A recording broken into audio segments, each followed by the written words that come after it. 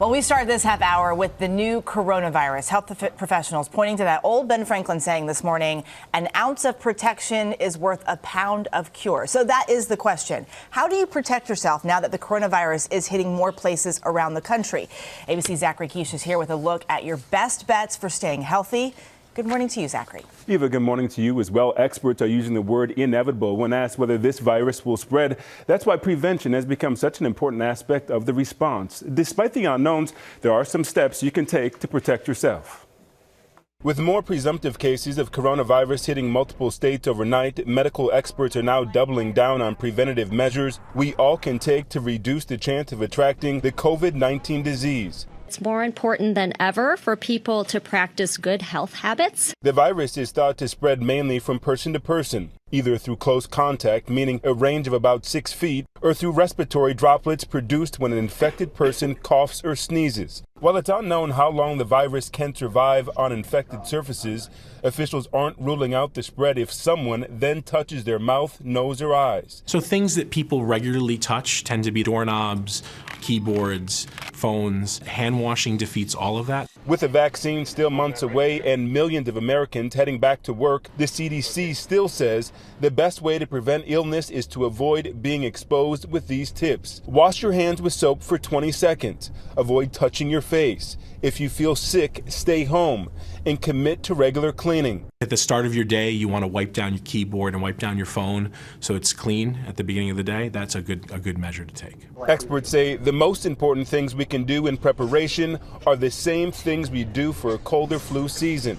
And we've shown you how to prevent the spread of illnesses before at work. You can actually see the entire building start getting sick if one person comes in and touches a few of these buttons. These bad boys are nastier than toilet seats. And at home. All the handles on everything, which usually are hard surfaces, so the metal handles, if you have little kids, lower down. And even if you take public transportation. If you sit in the window seat, you actually decrease your chances for getting sick because there are less people walking by you. Yeah.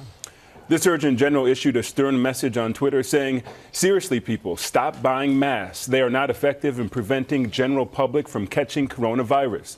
But if healthcare providers can't get them to care for sick patients, it puts them and our communities at risk. Some really good tips there. It is. It is. There's so much information out there, and there's so much new information obviously coming out. It's good to differentiate and keep it clear. I'm taking the window seat from now on. Yeah, for sure. Thank you so much, Keish. Appreciate it. Joining us again from Massachusetts, our chief health correspondent, Dr. Jen Ashton, with us once again. We want to get your perspective on all of this, of course. Many of us, especially with kids, wondering how we can help our children understand what's going on, but not scare them in the process. What do you recommend?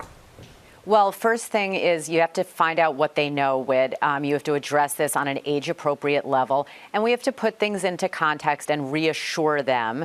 And remember, they follow our lead. So if you look like you're freaking out, that's probably not going to be good for them either. And what should people do if they suspect they may have symptoms, perhaps after returning home from an affected country?